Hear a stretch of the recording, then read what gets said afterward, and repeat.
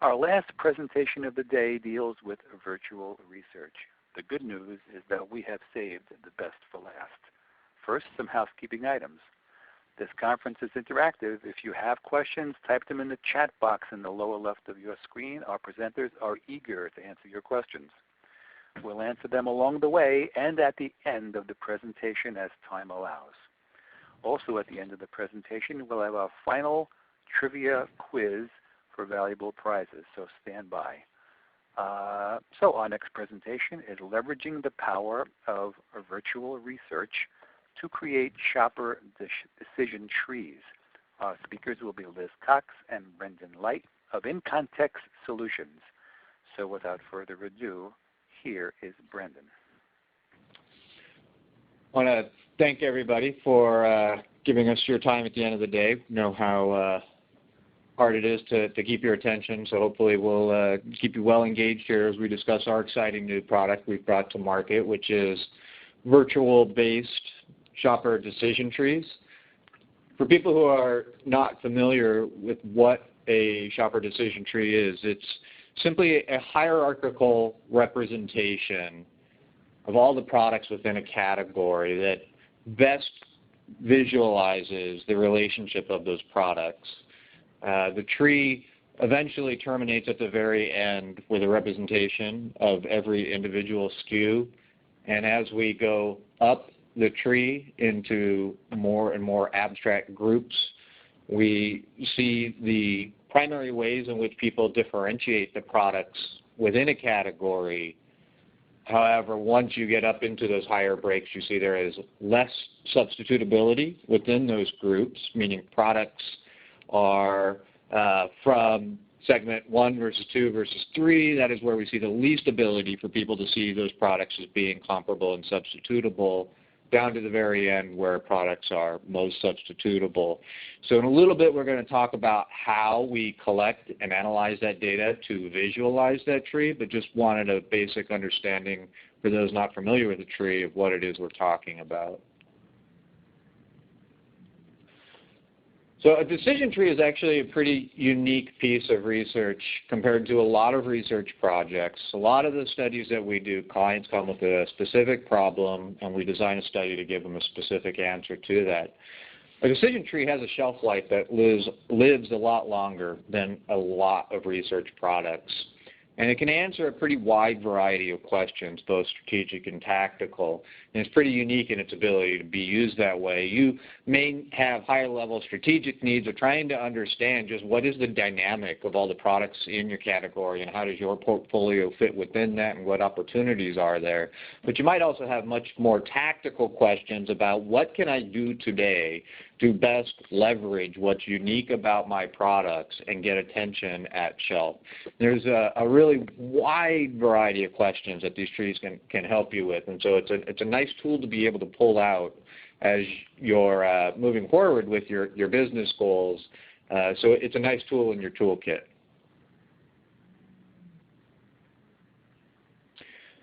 What's really unique about our approach versus what's out there, one of the first things that's super unique is the way we collect our data.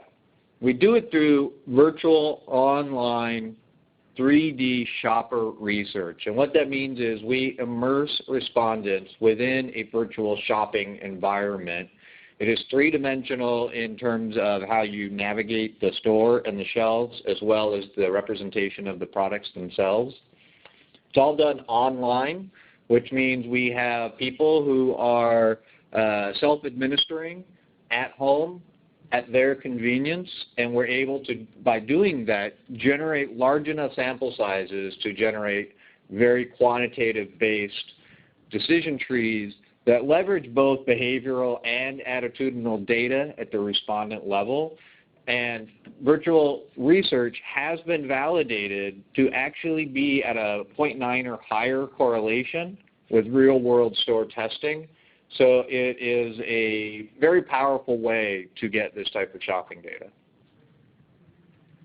Just want to give you a brief demonstration of what a virtual experience looks like. And I promise you it is far more highly detailed and realized in person than over streaming through a webinar. But what we do is we give people the context of the store. We give them very specific shopper missions. So we're able to have both specific retailers or channels and specific shopping missions for the decision tree. And then we put them in front of a complete product set. All of the SKUs within a category are available. And then we understand the purchase choices that respondents are making. We do this across hundreds, if not thousands, of respondents. And from that, we are able to then construct our decision trees. So not only, as you saw, we were walking up the aisle, a very 3D experience. We have vanishing points that you would expect in true 3 dimensions, but also the products themselves can be viewed in 3 dimensions, getting all 6+ sides depending on the shape of your product. Ability, you saw we were crouching. So very, very hyper-realistic experience, and then we're capturing that behavior of that final checkout. We know all the products people are considering, all of them they're picking up, they're putting back, what they're buying, how long they spent, where they went first. Lots of behavioral metrics that you would not be able to get of individual shoppers actually in a real shopping environment as well, not without an unbelievable amount of resources and money. So we're able to do that in a virtual environment very economically. So if we look at what the alternatives are, there are existing approaches to decision trees that have been around for a while that are either behavioral-based or attitudinal-based. Each of them offer some really unique, compelling things, but suffer from drawbacks of being either the behavioral or attitudinal. They both end up having to make a lot of assumptions that takes a lot of time and skill to, at the end of the day, characterize what is it that's bringing those products together in a grouping, and is it valid? And so it is a noticeable drawback that we see, but the behavioral does a really good job of giving you trees that are based off of actual purchase data, while the attitudinal does a really good job of helping you understand how do people consciously think about what those groupings of products are.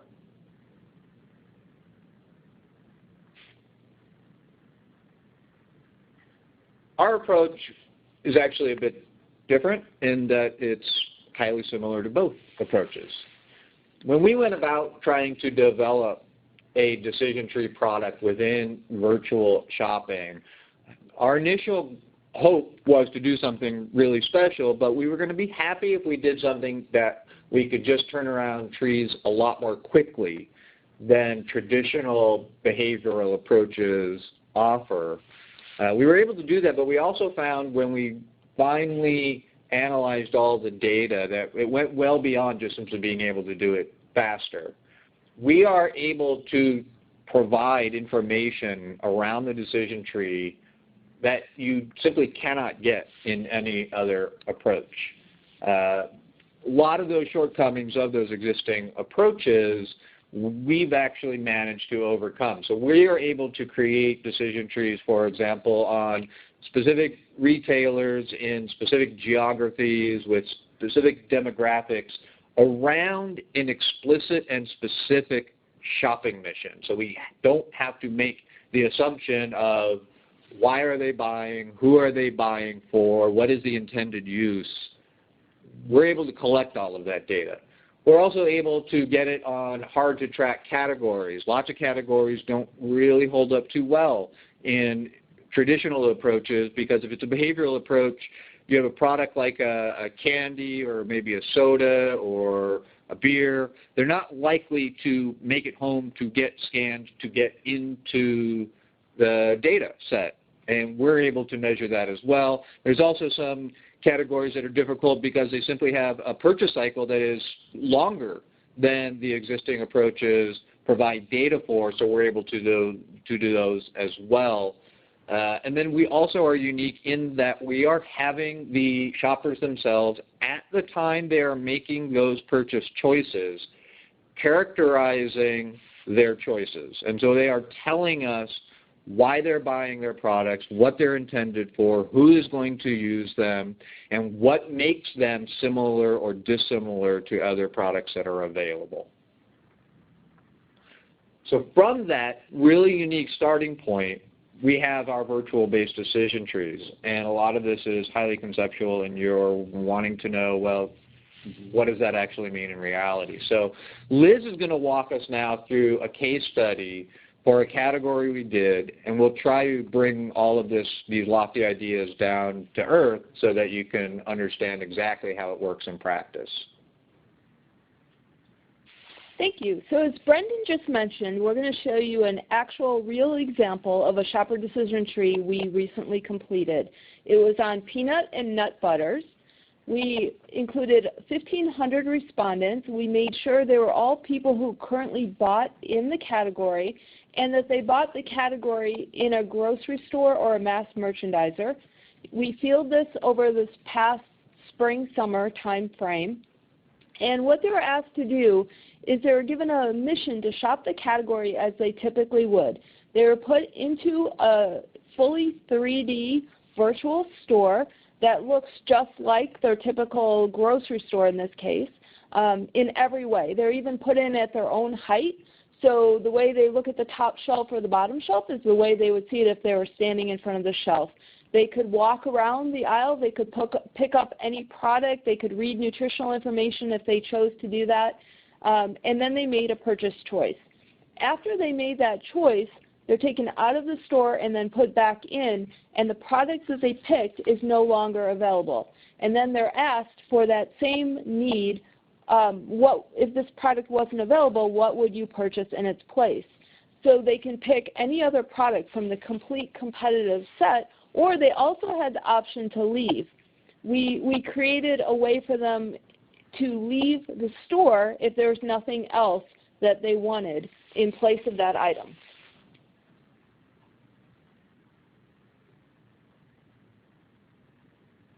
So what we see here is the top level of our shopper decision tree.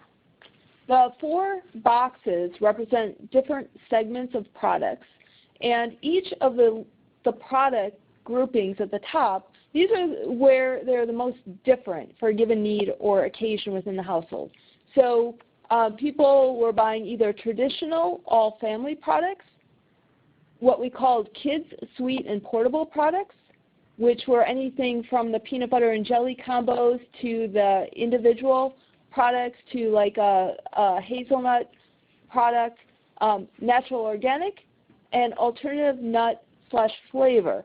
So the way this was created was based on the behavioral data in the virtual store and the choices and trade-offs people made when faced with the product they first picked with it not being there. The labels came from the attitudinal data that they were given right after they made their purchase choices. They were asked some attitudinal questions in that moment just after they left the store. So you'll see some of the quotes underneath these segments that really describe what each of these product groupings were about. So for the traditional all-family, it's the one I usually buy. It's a family favorite, one of the most preferred for my family. This is what I was raised on. So we really got that feeling of tradition and family. And so the richness of the attitudinal data helped us label these buckets and really understand why these products came together. Liz, we had a couple of questions pop up here before you continue. One, what is the setup cost of the virtual shelf, and what is the cost of this versus traditional decision tree studies? So the setup can depend on how many products you have, how big of a category, and so on. And in terms of the overall price, including the setup and the analysis, we're kind of more in a middle-of-the-road price point versus everything that's out there. So we're pretty far below kind of the high-end consumer decision trees, market structures that are out there. And then if you take the lowest end, kind of strictly attitudinal, maybe based on like a card sort or something like that, we're typically above. So in general, we fall sort of in the middle. It's a pretty broad spectrum of pricing between that high end and the low end, and we certainly are in the middle, but it definitely looks much closer to that low end. Clients have definitely been drawn to how affordable our approach is compared to the existing approaches, but not only is it considerably more affordable, the turnaround time is a third or a half shorter than traditional behavioral-based trees take to turn around for the same end deliverable. The reason we're hesitant to pin specific numbers on the pricing is because there are so many moving parts that go into every study around what kinds of products do you have, how many of them are in the category, what is the specific category that you want to be tested.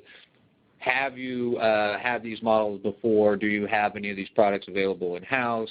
Then the screening criteria of who you want to talk to and how many we need to talk to. It's a lot of moving parts that just make it would be really hard for us to put a number out that you'd be able to come back to us and say, well, this isn't what you said in the webinar. But we can firmly commit to the fact that it is definitely in that sweet spot between the ranges that are out there right now. Okay, thank you. Okay, so looking at this slide, we're showing you one more level down below that high level of the decision tree. In reality, this tree broke several more levels down, but for the purpose of this case study, we're not showing all that detail. What you see here, though, is really important.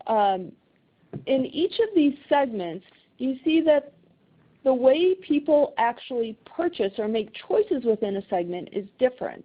And so this is not in any way constrained in our methodology. We allow the actual purchase behavior to dictate how these groups come out versus saying it has to be symmetrical, or we also don't require a predefined set of attributes. So you don't have to go in saying, I'm going to test to see, is it creamy versus crunchy or brand or size. You'll see something much more realistic to how people shop come out of these trees. So for instance, in traditional all family, the next choice is creamy versus crunchy versus the better for you traditional brands. Versus when you're talking about alternative nut in that flavor category, it's really a very different break. The other thing that's really important here is we also use the attitudinal to help not only label the trees, but anyone who's done a lot of work in this area knows that these are very much based on data, but there's always an art to them because there's always products or boxes that it's really hard to decide where they go, and we can turn towards the attitudinal to make those final choices. For instance, in the natural organic segment here, you see sunflower is a box. That box is positioned closest to that alternative nut and flavor segment. That was a product that was really, or a group of products that was really hard to figure out exactly where it went. It was pretty obvious it didn't go with traditional all family, it didn't go with kids, sweet, and portable from the data. We had to make a choice on where it went. What we did is we went in and read all of the attitudinal. And the natural organic segment was really about those health attributes and the health benefits that people got from those products. When we read the sunflower descriptions, it was all about needing a product that wasn't peanut to send with their kids to school for lunches, or having a child with peanut allergies or something like that. When we read the descriptions of the alternative nut flavor category, it was really more about that flavor experience. It was almost an adult indulgent segment. Even when they talked about the alternative nut forms like cashews or almonds, some people talked about craving the flavor of a cashew. So that's how it helped us decide that sunflower is really more similar and belonged with the natural organic. So one of the benefits to having not only the purchase data to create really very representative trees, but to have the attitudinal to help describe them further and decide where some of those hard-to-place products go. This next slide shows you one of the deliverables we have that's fairly unique versus a lot of decision tree products out there in the marketplace. We have a proprietary software called ShopperMX that we are able to overlay on an actual shelf set where all those product segments are. So in this case, you can see that those traditional all-family products were all on the bottom 3 shelves of the store set. So this store had that really well defined for shoppers. And then in the middle, it's not bad either. Where we started to see a lot of mixing across the high-level segments, the segments that are really meeting different needs in the household, was in the top 2 shelves of this shelf set. So there might be some opportunities to change the layout to make this section easier to shop. Because what the shopper decision tree really tells you is what product groupings that people have to be able to find. It's not necessarily a blueprint for how to set the shelf, but it tells you what kinds of things people are looking for and what choices they're making. So it helps by overlaying this on the shelf to get some hypothesis for things that you might test in store. The other thing that's sort of unique versus other methods out there is we quantify a walk rate. So when people, after they make their first choice and they're put back in that virtual environment and that product is no longer on the shelf, it's out of stock, they're given the opportunity to either pick another product for that same need in the household or to leave the store if there's nothing else on the shelf that meets that need. And then what we did is we ranked products based on how high that walk rate was. So the ones shown in red on this planogram are those that had the highest walk rate, meaning when they were gone, more shoppers left the store than other products within this shelf set. The green, on the other hand, were those that had the lowest walk rate, meaning when they were missing, people were more likely to pick something else than walk out of the store, and the yellow were kind of in between. So visualizing this walk rate on an actual retailer planogram is something unique that we can do with this approach. In terms of the deliverables, the basic deliverable is the shopper decision tree itself, which is the hierarchy of the shopper decision-making process. In addition to that, we also provide dollar and unit share for every box, percentage of shoppers buying every box that comes out on the tree, and then a summary of the attitudinal data, kind of the whys behind those product groupings coming together.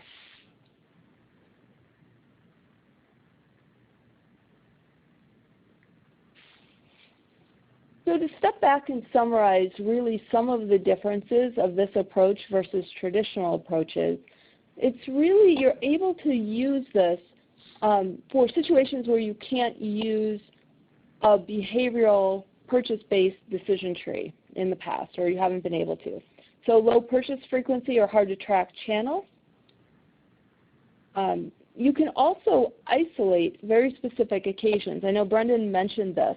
So if you're doing a decision tree on a spirits category, for instance, you could put people in on an occasion that was, what if you're buying the spirit to take to a party versus what if you're buying this spirit product to enjoy at home while you're relaxing, and understand how their choices differ. You can also, as we just showed you, capture and visualize walk rates. Some of the other things that are unique as well is these are shopper classified attributes and shopper classified labels on the trees. So these aren't anything that we go in predefining. We don't say, pick the 5 attributes that you want to see kind of how they break out in the tree. We start with the products, see how they come together, and then look at the attitudinal to put the labels on the boxes. A unique approach. We can also be very targeted in these trees. So you can create a shopper decision tree on a specific retailer or channel. So for instance, if you're in a pet food manufacturer and you want to understand if people make choices differently in pet specialty than they do in grocery, you can do that. You can also do this based on shopper groups as well. So if you have a key consumer segment, you want to understand how if they shop in a different way, or a key age group like millennials or something like that, do they shop in a different way? We can look at how that group behaves as well. You can also evaluate things that don't exist in the world today. So this is a big advantage versus using past purchase behavior. So you can put a new product on the shelf here and really understand where it goes in the tree, not hypothesize about where it will be most likely to go on the tree. Some of the future opportunities, I kind of alluded to this. So once you do your shopper decision tree, that gives you a lot of hypotheses about different ways that you might set up the shelf to make it easier for people to shop. You can actually then take that into virtual and test it. So a lot of our business at InContext is actually testing one scenario versus another and seeing which leads to the greatest sales. Because with a shopper decision tree, like maybe you'll see that a certain segment really needs to pop out to consumers. They need to be able to find that segment when they're in front of the shelf. But it doesn't tell you how to dimensionalize it. Is it a vertical ribbon down the shelf? Is it a horizontal line across? Are you able to maintain current brand blocks, which are maybe really important, but still dimensionalize that? So you could test it in different ways and see what's the best impact on the category, on your brand, and so on. We talked a little bit about this, new products, how they disrupt a decision tree potentially. And this can be very early prototypes. The products don't have to even exist in real world. If you have a mock-up of, a good-looking mock-up of what this product packaging might look like in a very, very early stage, we can put it on the shelf and understand how people react to it and what it's substitutable with. Is it substitutable with your current brands or not? You can also evaluate a lot of things that you couldn't in traditional decision tree work. Some of the things that are more futuristic that we have not done yet, but we know that they are possible to do and we'd love to explore with partners is menu testing. How do people make choices on a menu, and what if a menu item's not available? On-premise, bar testing, or from a menu at a restaurant. Things like automobiles and durable goods that have too long of a purchase cycle to be able to do any kind of purchase-based tree. And even if you could, you wouldn't want to, because the way people think, you think about a car or a durable good, when you go to purchase it 5 or 10 years later, or even 3 years later, your needs have changed, and what you're looking for in that durable good may have changed. So you wouldn't even want to look back at past purchases to understand what your current needs are. And there's also potential to evaluate e-commerce in this way.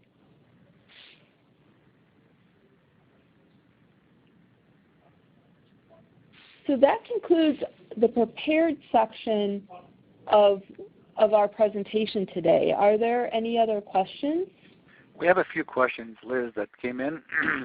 One, are there any situations in which you think virtual would not be the right way to construct a decision tree? So one of the things that in InContext we also have, in addition to experience with these shopper decision trees, is a lot of experience with virtual overall. And most products and most product categories work really well in virtual, but there are some things that you can't measure well. So for instance, scent. If you are evaluating how people choose perfumes or colognes, or maybe even scented candles, this may not be the best way to do it. Also, some things that really rely on package weight, like if you are trying to measure if people would pick up a 40-pound bag of dog food or of salt versus a different container or something like that, this wouldn't necessarily measure that hesitation or reluctance to be able to lift that into your cart. So there are some things like that that don't lend themselves well to this type of testing. Another one might be anything that would require modeling of an entire store to provide the full substitution opportunity, or something that required a shopper to navigate many, many aisles to find their substitution. The categories get too large. The reason behind that is in a virtual space rather than a store, attention spans are just a little bit shorter, and so the likelihood of getting people to give thoughtful behaviors and answers of actually finding that substitution that they want and walking through an entire store, right now it's just not the most likely scenario. So we like to focus on 1 or 2 aisles, something that really can be manageable for a shopper.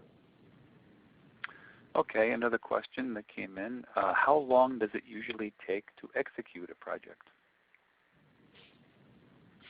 So they are a bit shorter than existing behavioral techniques, and we're aided in that considerably by the fact that the respondents themselves are giving us so much help in characterizing the trees. Those respondent-driven attributes are super helpful.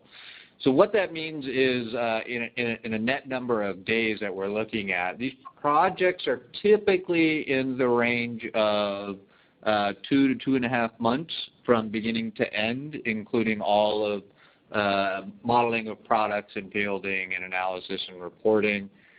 More difficult questions where there might be a lot more digging for specific subgroups within that. You might be adding a couple weeks on top of that. But we generally like to think of this being in the 8-week range. Okay, last question. The time frame in which you're observing purchasing is much shorter than in traditional decision trees, which often can have as much as a year's worth of shopping data. Is that better or worse, and why? So we actually get this question pretty frequently because most people are kind of comparing this approach with an approach based on household panel data, a year's worth of household panel data. This approach is actually much more focused. You don't need a full year of household panel data because you're putting all your respondents in a single situation and then asking them to make choices based on that product not being available. So it's always based on a certain occasion and a certain product set, so it's more relevant. When you use household panel data, you often have to kind of sift through a year's worth of data and look at all those purchase patterns over the course of the year to really try and get at what's truly substitutable for a given occasion, and we don't need that for this. So it's much more focused. It also can be much more relevant to what's going on at that exact moment in time that you're doing that decision tree, whether it's a specific channel or retailer or just anything has changed in your category. So you're focused on the set of products that are available to shoppers in that actual moment, which can be better in a lot of cases if there's been change in the category. Excellent. Well, thank you both very much. That was very interesting. And for more information about this technology, please visit InContextSolutions.com. And before